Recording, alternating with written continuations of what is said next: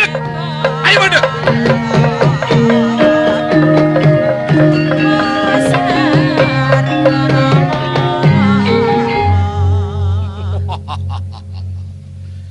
Bunga hatimu Alamsah.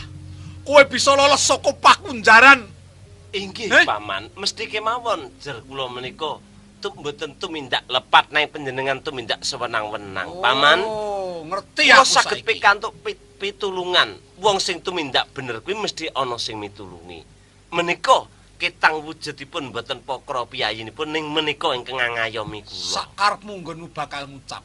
Aku ngerti Alamsah. Gedhe pikirmu marga kowe dibuntuti dening Kakang Patih. Iki menemboten badhe dura iki. Oh, caleng boloten kowe, Patih Sultan Sari. Guyu. Sakarepmu oleh memucap. Waton lega atimu iki rak wis marem kowe. Kowe sing njebol pakunjaran nggawa mlayu Pangeran Alamsah. Yo pancen tak dodo. Kowe Sanggar Singgi. Aku rasudi nyebut jen kowe sawijining sultan. Sakarepmu. Saiki mungsuh mbingsuk mungsuh kowe kan. Titi mangsa iki wis adu arep. Kabeh para prajurit aku ngajak kanca wong dudu ratu aku. Dadi nek kok terus-terusake lelakonmu sing murang tata kaya ngono iki lebur tanpa dadi apa piye ta Palembang. Ngene Sanggar. Nggih. Aku pamrih becike.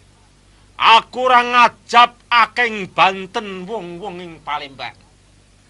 Aku minangka sesuping Palembang mbutuhake tentreming rega Palembang, aja ana banten kaya sing wis-wis.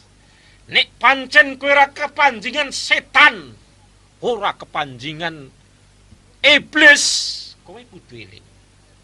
Apa kowe kurang mukti ning negara Palembang? Apa kowe kurang wibawa negara Palembang arep kok untal kowe setan? Tak upamake aku nyabrang kali wis tekan tengah. Aku bali klebus mbacut iya klebus. Mapan wadiku kabeh wis kewiyak dening kabeh para nayaka lan kawula ing Kasultanan Palembang. Arepmu bakal tak bacutake. Rawe-rawe tak rantos malang-malang tak putus. Oh, loro apa? Oh, taur. Oi, iya.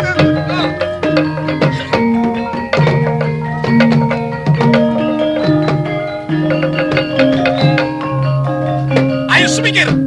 Iki ono ing madyaning peperangan. Kowe kere elek. Aja melu-melu ning madyaning peperangan. Semikir saka kene, Inggih, sembah nuwun. Dadi jeneng kere kok dipilihke sing elek.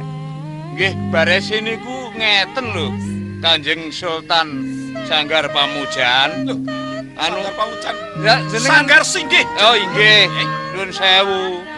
Leresipun ingkang mbikak kori nika wau kula. Oh, kowe to? Inggih. Wujudmu ora pakra sandang penganggomu ora bejaji. Nanging kowe cuwantaka matur ning ngersaku yen kowe sing buka pakunjaran. Wau pendingan dalem dawuh tumindakipun Kanjeng Pangeran menika dipun buntuti Ki ana Patih Sultan Sahari. Lah Gusti Patih sing buntuti, kula sing ngendhasi ngoten. Dadi buntute papat, ndase niki 9. Kowe aja blanyungan matur ning ngersaku. Sakwise kowe ndodo marang kabeh lelakon iki karepmu arep apa karo aku? Ha inggih, mesenipun ingkang taken menika kula sampun panjenengan. Napa sampun sampun kerasan dados sultan menika? Wis tak karepake. Ora bakal tak ulungake sapa wae panguwasa ing Kasultanan Palembang. Ngerti kowe? Inggih, menawi Gusti Patih kula pitados menawi kawon kalian panjenengan. Nanging nggih, rening kula sampun ndodo, kula sumadya badhe asung pitulungan kalian Gusti Patih. Tinimbang kok dadi patih kok mesake aku. Lunga ya ora ana sing ngurusi, ora tau entuk blanja. Wah, kongas kowe. Suaramu ngabangake telingaku. Mongko kowe wong sing ora wujud. Nanging gedhe suaramu, gedhe sumbarmu. Aku ora kaget, aku ora ulap ngadepi wong sing gedhe sumbar kaya kowe. Kula nggih semanten ugi. Upami bebasan panjenengan saged njara langit, Nanging nggih kalian kereawan menika cobi-cobi monggo. Wani tenan kowe karo aku.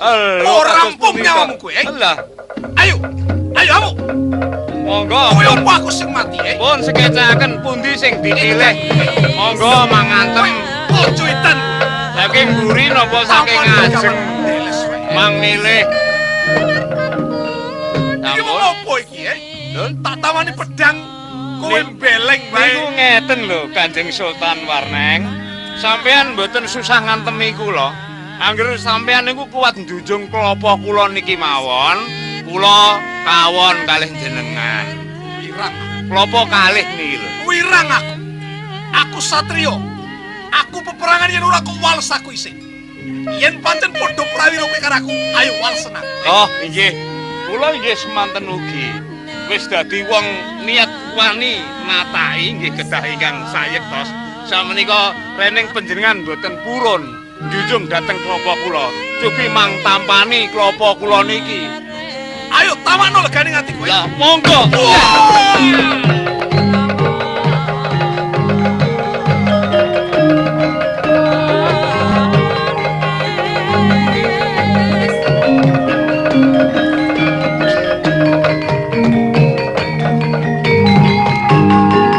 Sedulur Jangkung.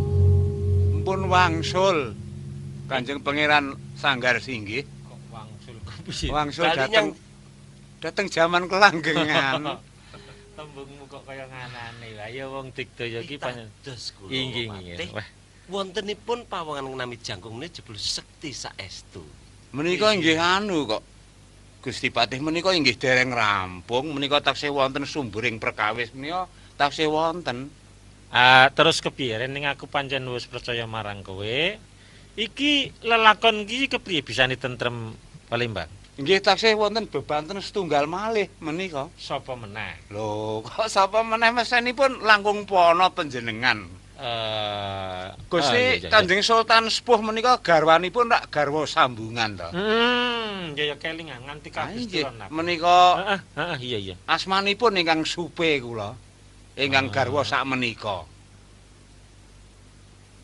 Sapa to nggih? Anu Kanjeng Ibu Malang Rani menika. Lah menika Oh, kelingan aku nganti wah ya wis pancen kaya menawi menika dereng sirna, kenging dereng kenging kawastanan anu purna lelampahaning Palembang utawi dereng badhe tentrem.